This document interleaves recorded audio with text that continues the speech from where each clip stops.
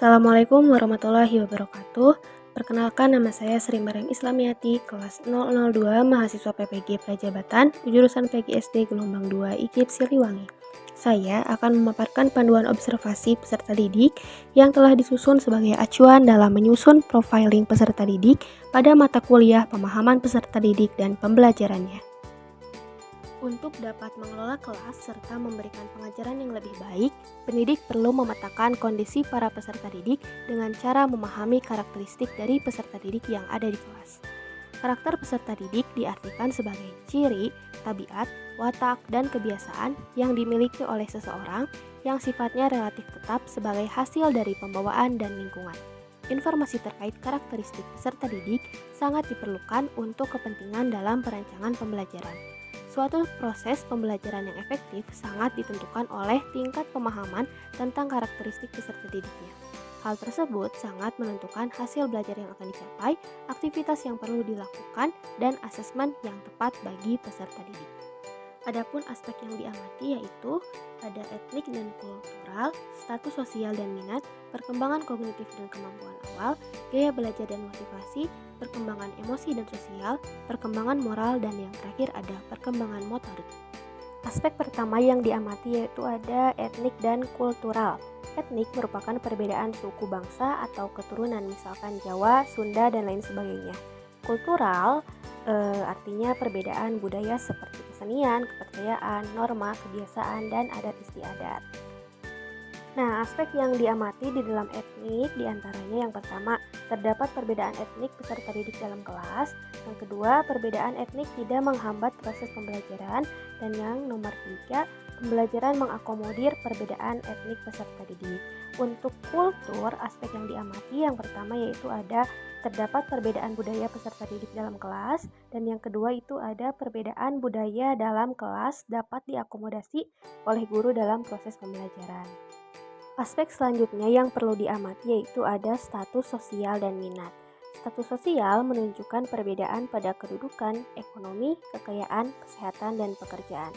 Untuk minat itu sendiri perlu dikembangkan sesuai dengan minat masing-masing peserta didik. Aspek yang diamati pada status sosial yang pertama itu ada terdapat perbedaan status sosial peserta didik dalam kelas, dan yang kedua proses pembelajaran bersifat adil dan berpihak pada semua peserta didik.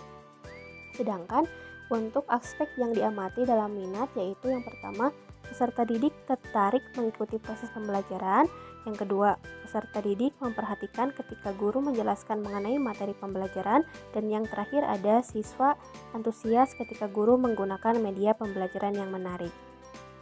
Nah, aspek selanjutnya yang diamati yaitu mengenai perkembangan kognitif dan kemampuan awal. Untuk perkembangan kognitif, aspek yang diamati yang pertama ada peserta didik terlihat aktif selama pembelajaran berlangsung. Kedua, peserta didik berkontribusi dalam menyelesaikan tugas berbasis masalah dan memberikan solusi. Yang ketiga, peserta didik aktif dalam mengerjakan lembar kerja peserta didik. Yang keempat, peserta didik mengerjakan tugas tepat waktu. Dan yang kelima, peserta didik aktif merespon pertanyaan guru selama pembelajaran berlangsung. Sedangkan untuk kemampuan awal, aspek yang diamatinya itu yang pertama ada terdapat perbedaan kemampuan awal peserta didik sebelum mengikuti proses pembelajaran. Dan yang selanjutnya yaitu peserta didik mengingat pembelajaran sebelumnya yang terkait dengan materi yang akan diajarkan. Aspek selanjutnya yang diamati yaitu ada gaya belajar dan motivasi.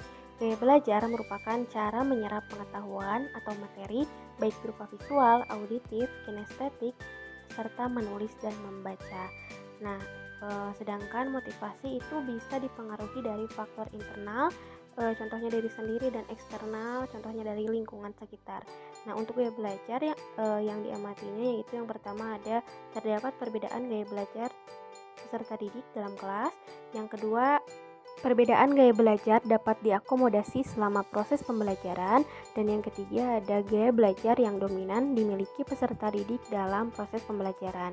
Untuk aspek yang diamati dalam hal motivasi, yang pertama ada peserta didik terlihat semangat dalam proses pembelajaran. Selanjutnya ada peserta didik dapat menyelesaikan dengan baik tugas yang diberikan guru, dan yang terakhir ada peserta didik dapat memotivasi peserta didik lain dalam proses pembelajaran. Aspek selanjutnya yang diamati yaitu mengenai perkembangan emosi dan sosial. Dalam perkembangan emosi, aspek yang diamati yang pertama ada peserta didik mudah beradaptasi dengan lingkungan belajar. Yang kedua ada peserta didik terlihat nyaman dalam mengikuti proses pembelajaran. Nomor 3, peserta didik merasa malu atau takut dalam mengemukakan pendapat. Dan yang terakhir ada peserta didik mau berbagi pengetahuan dengan peserta didik yang lain. Nah, sedangkan untuk perkembangan sosial, aspek yang diamatinya yaitu yang pertama, peserta didik aktif dalam kegiatan belajar kelompok dalam kelas. Yang kedua, peserta didik dapat menghargai perbedaan pendapat dalam kelompok. Yang ketiga, ada peserta didik dapat berinteraksi dengan baik sesama teman dalam memecahkan masalah. Dan yang terakhir ada peserta didik percaya diri ketika menyampaikan pendapat atau saat tampil di depan kelas. Aspek selanjutnya yang diamati yaitu ada perkembangan moral. Dalam perkembangan moral itu berarti menilai tindak suatu perilaku seperti baik buruk, benar salah, dan sebagainya. Untuk aspek yang diamatinya yang pertama ada peserta didik bersikap sopan dan santun dalam mengikuti proses pembelajaran. Nomor 2 ada peserta didik bertanggung jawab terhadap amanah yang diberikan. Selanjutnya ada peserta didik menghargai perbedaan. Dan yang terakhir ada peserta didik patuh terhadap aturan yang berlaku dalam proses pembelajaran. Aspek terakhir yang diamati yaitu ada perkembangan motorik. Nah, perkembangan motorik ini proses yang berjalan dengan bertambahnya usia secara bertahap. Dalam perkembangan motorik, aspek yang diamati yaitu yang pertama ada proses pembelajaran dapat memaksimalkan perkembangan motorik. Dan yang terakhir itu ada aspek perkembangan peserta didik berkembang sesuai dengan tingkat kedewasaan. Nah, itulah panduan observasi yang sudah dibuat. Kurang lebihnya mohon maaf. Sekian dan terima kasih. Wassalamualaikum warahmatullahi wabarakatuh.